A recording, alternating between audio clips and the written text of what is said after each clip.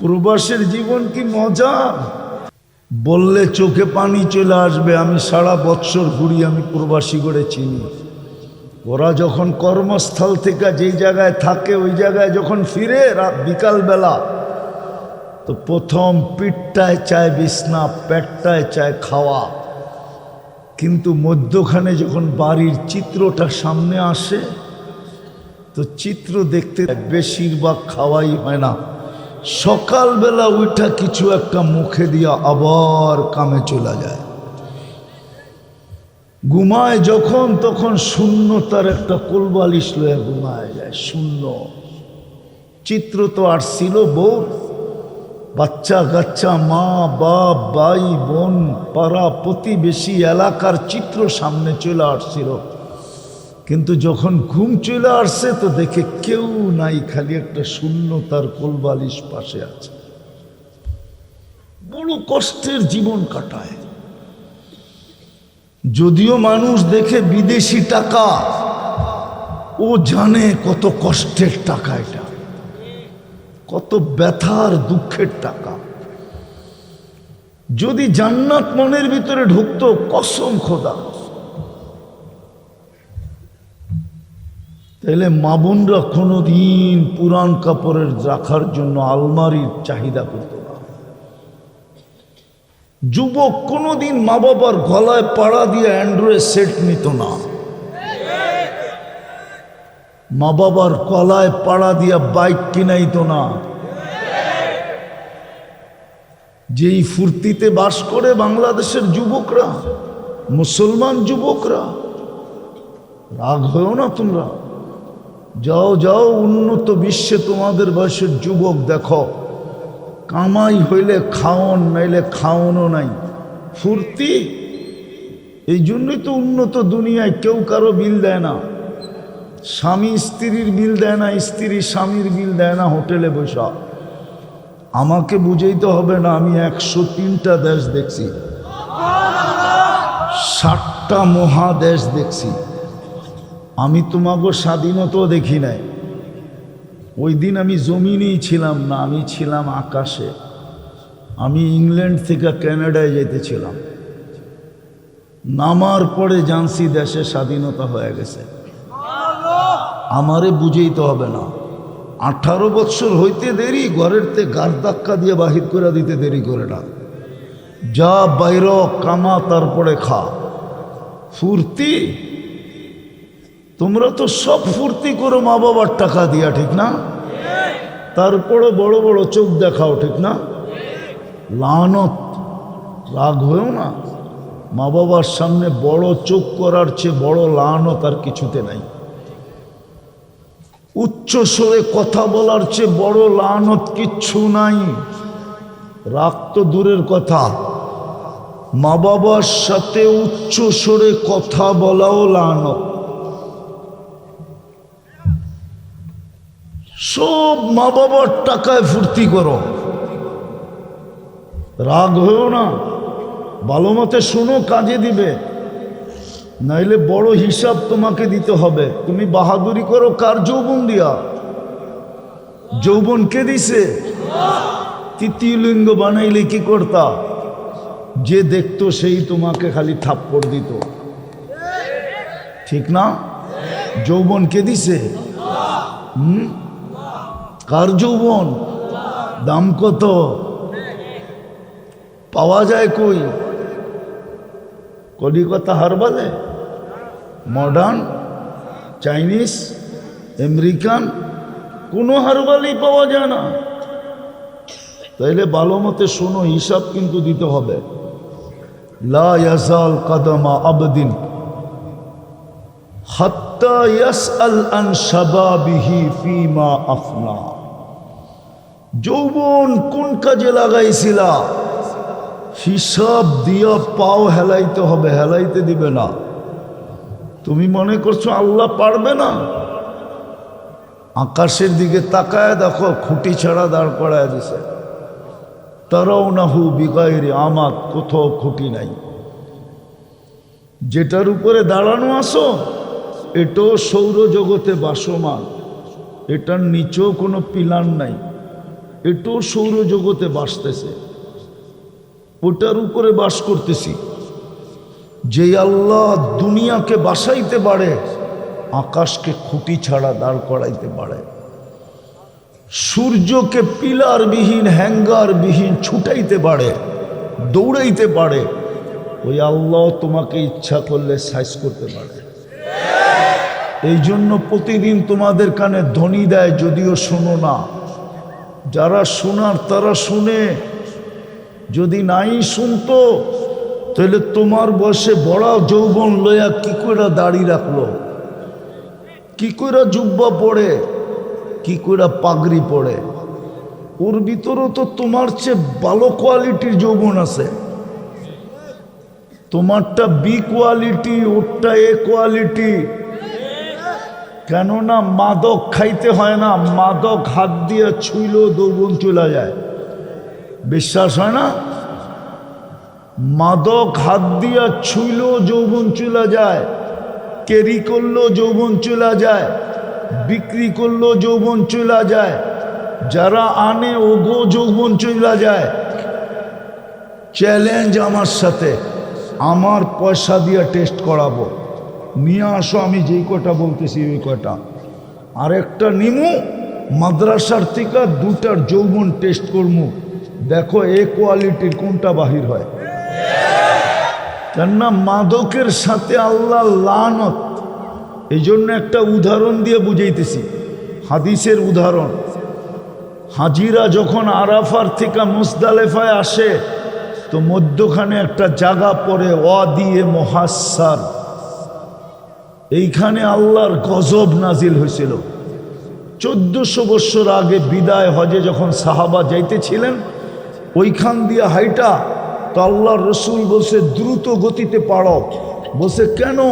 বলছে এইখানে আল্লাহর গজব নাজিল হয়েছিল, তোমরা ধীর গতিতে যদি যাও তাইলে এই গজবের ছোঁয়া তোমাদেরও লাগতে পারে। 2-2.5 বছর আগের গজবের ছোঁয়া যদি এখনো লাগে, এখনো ওলামা বলে ওইখান দিয়ে দ্রুত গতিতে পার হও, তাইলে মাদকের উপরেও তো আল্লাহ লানত। এটা যে হাত দিয়ে ছুঁইব ওরও যৌবন চলে যাব, চাই সেটা ইয়াবাহা হোক আর চাই ডাইল হোক। ডাইল চিনো? আরে চিনো ডাইল কি? চিনে চুপ করে রয়েছে। মশারির ডাইল, খেসারির ডাইল না, ডাইল চিনে ওরা, আমার চেয়ে ভালো চিনে ডাইল। হ্যাঁ না চিনে না?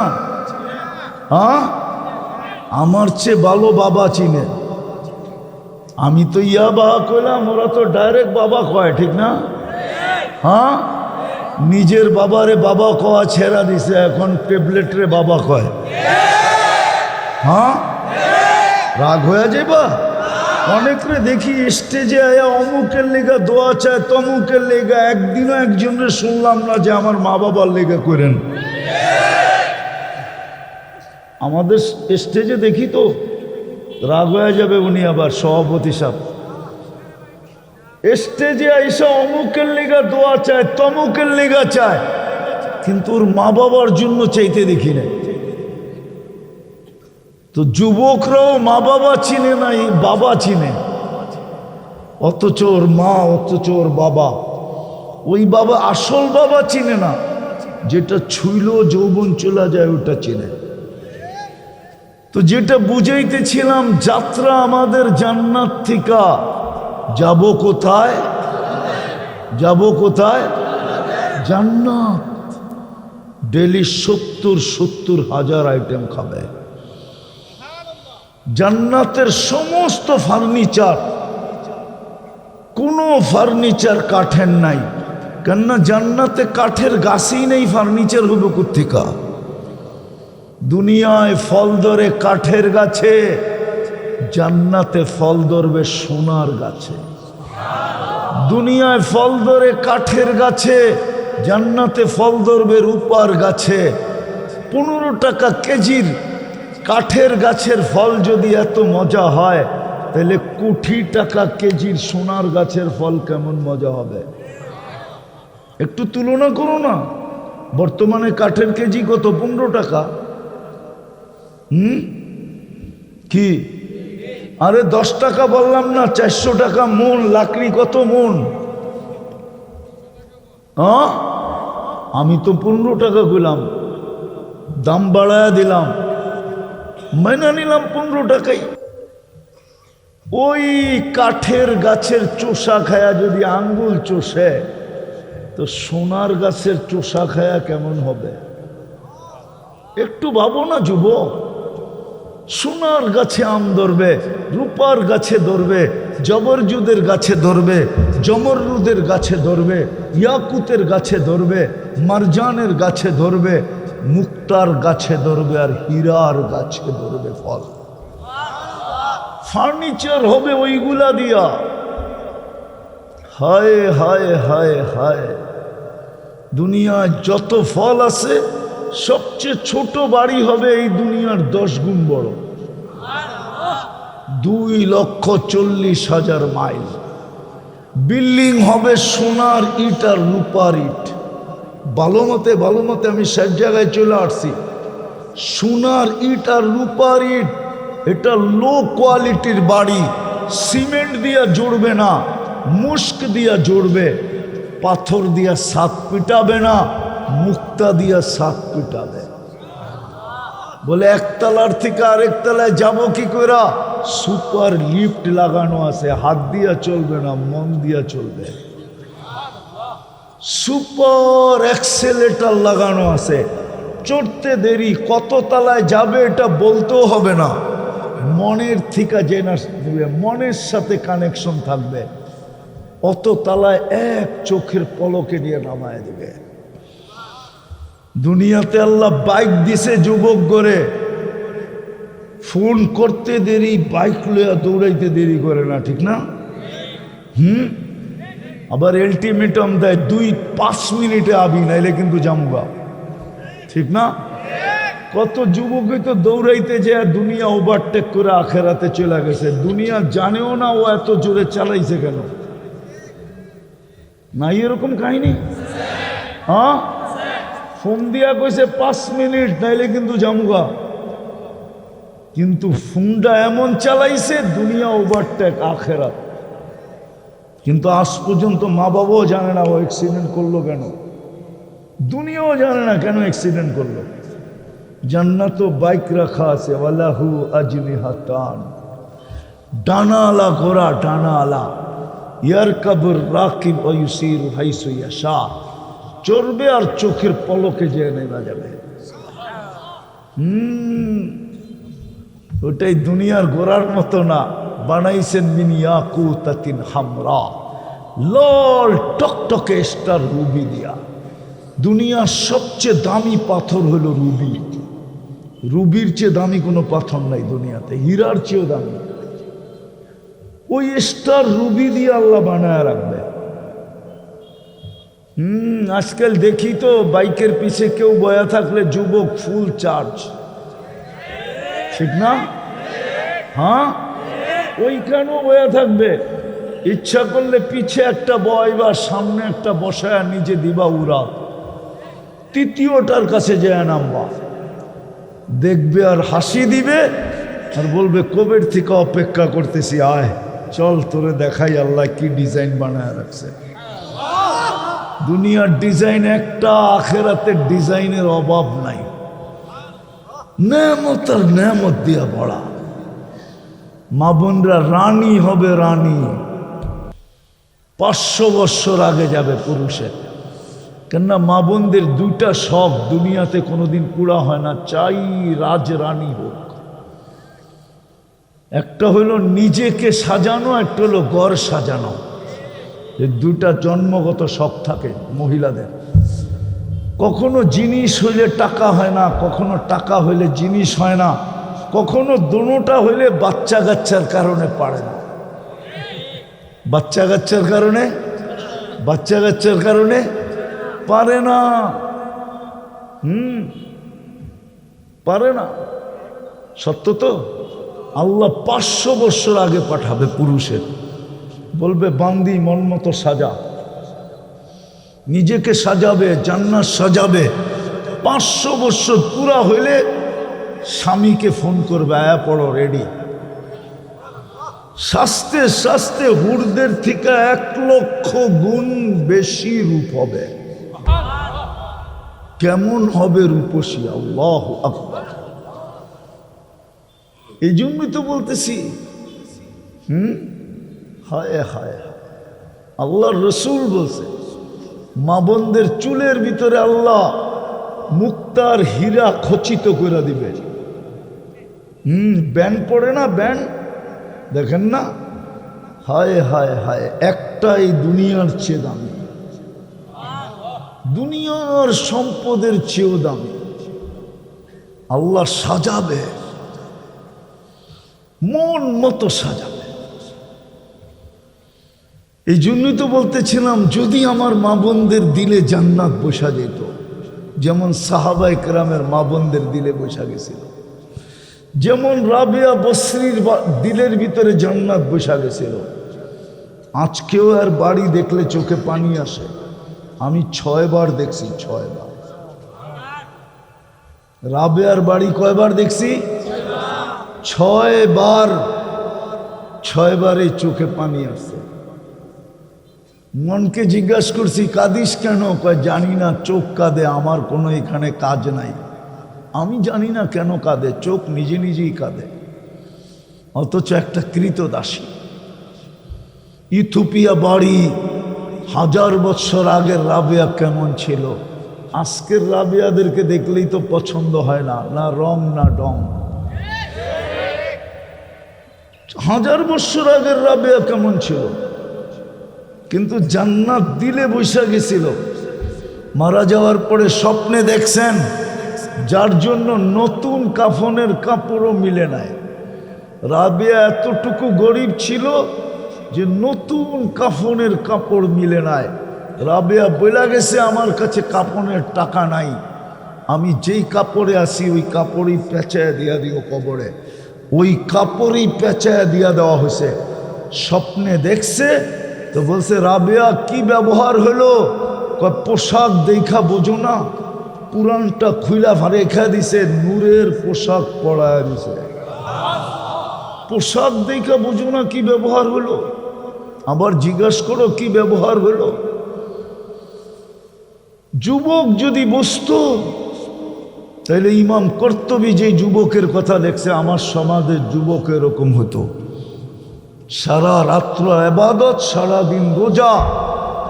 বাড়িওয়ালারা বুঝেইছে কে কার বুঝ মানে, বন্ধুরা বুঝেইছে, পাড়া প্রতিবেশী বুঝেইছে, পাগল হয়ে যাবি। আল্লাহ এত করতে বলে নাই, কে কাকে বুঝায় আর কে কার বুঝ নেয়।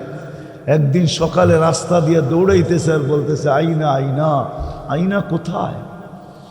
তো সবাই বলছে গেছে তার ছিঁড়া, নাইলে রাস্তা দিয়ে ও আইনারে টোকায় কি জন্য? তো জিজ্ঞাসা করছে, তার ছিঁড়ছে? কয় ছিঁড়ে নাই, একটু আগে ঘুমায় গেছিলাম, স্বপ্নে দেখলাম জান্নাতের বাগান, ফুলে ফলে ভরা, দেখলাম ঝর্ণা প্রবাহমান, মেয়েরা পানি পড়তেছে, যাদের রূপের বর্ণনা কারো দেওয়া সম্ভব না। কাছে গেলাম তো সবাই চিৎকার দিয়া বলল, আইনার জামাই আসছে। জান্নাতে একটা হুর আছে বিশেষ, যার নাম আইনা। কি? আইনার জামাই আসছে। বললাম, কে তোমাদের ভিতরে? আমরা কোথায়? আমরা তার দাসী। ও তো আরো সামনে। হাঁটার গতি বাড়ায়া দিলাম, দেখলাম দ্বিতীয় বাগান, দ্বিতীয় ঝর্ণা, প্রথম মেয়েদের চেয়ে কোটি গুণ বেশি সুন্দরী। ওরাও আমাকে দেখলো আর বললো, আইনার জামাই আসতেছে। বললাম, কে তোমাদের ভিতরে আইনা? আমরা কোথায়? ওটা তো আরো আগে। ভাবলাম এখন আর দ্রুত গতিতে হাঁটলে চলবে না, দৌড় লাগাইলাম। সামনের বাগানের ভিতরে দেখলাম মুক্তার এক কব্বা, মুক্তার এক ঘর, একটা মুক্তা দিয়ে ঘর বানাইছে। দরজায় একজন দাঁড়ায়া মুস্কি মুস্কি হাসতেছে। 2 দলের চেয়ে অবর্ণনীয় গুণ বেশি রূপসী। ভাবলাম এটাই হবে। আমাকে দূরের থেকে দেখা থামায়া বলল, আমি না, আসলটা ভিতরে।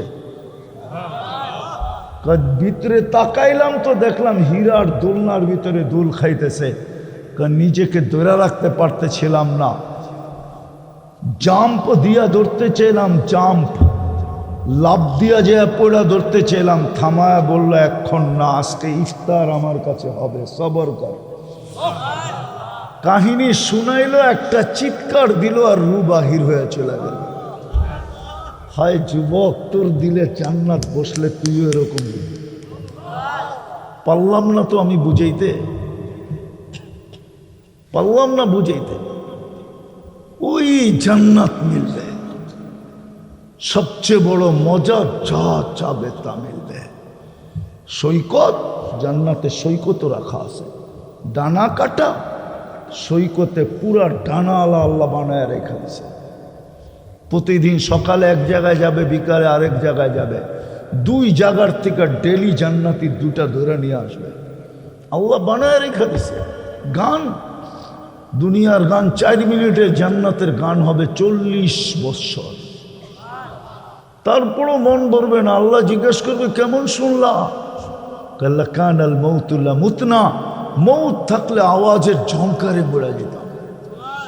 আল্লাহ বলবে এটি তো ফেরেশতা শুনাইলো, ডাকবে তালিয়া দাউদ, দাউদ তুমি শুনায় দাও। উনি শুনাবে, বলবে এর চেয়ে সুন্দর।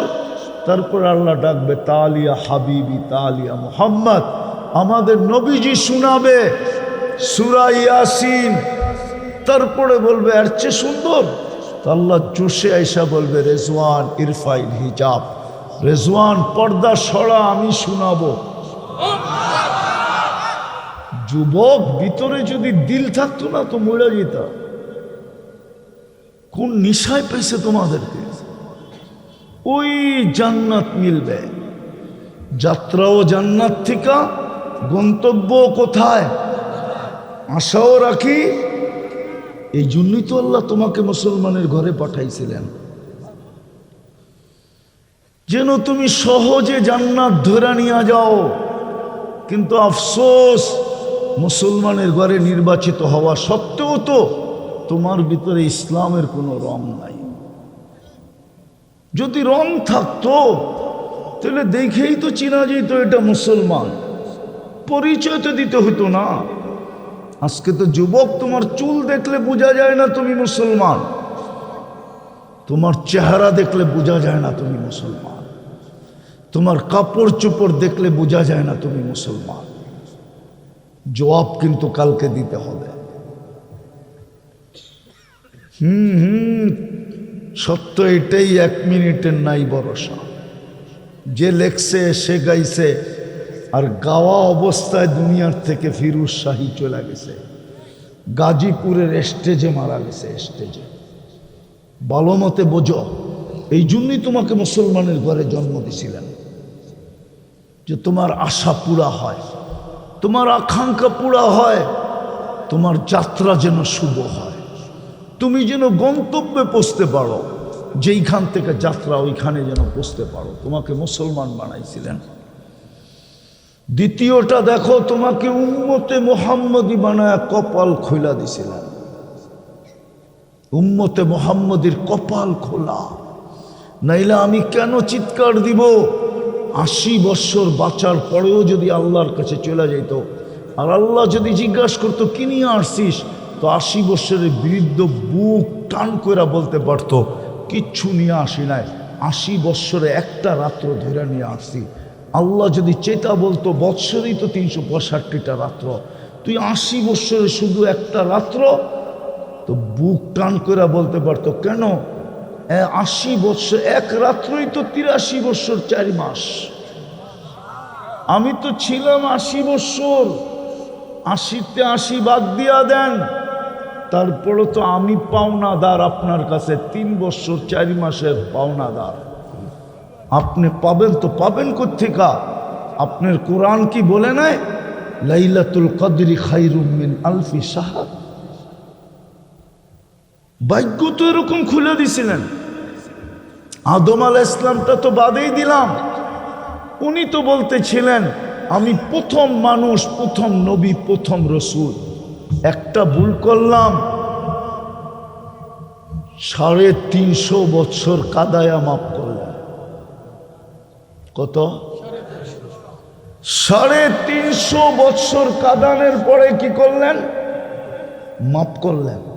উম্মতে মুহাম্মদী সারা রাত্র গুনাহ করবে, দিনের বেলা নিজে হাত প্রসারিত করে বলবে তওবা করতে দেরি, মাফ করতে দেরি করবে। নাইলে এই হাদিস কেন আসলো? ইয়াবসুতু ইয়াদাহু নাহারান হাত্তা ইয়াতুবা মাসিআল লাইল। রাতের অন্ধকারে যে গুনাহ করলো, আমার বন্ধুর উম্মত দিনে তওবা করতে দেরি, আমি মাফ করতে দেরি করি না। ওয়ায়াবসুতু ইয়াদাহু লাইলান, সারা রাত্র না রাতের একটা পর্ব পর্যন্ত আমি হাত প্রসারিত করে বসে থাকি, যেন দিনের নাফরমান তওবা করে। যখন দেখি না করে, আর করতেছে না তওবা, তো আমি প্রথম আকাশে এসে ডাকতে থাকি, হাল মিন মুস্তাগফির ফাগফির আলা, কে আসিস মাফ চাবি, আমি মাফ করে দিব। বলেন ওই নবীর আদর্শ কতটুকু?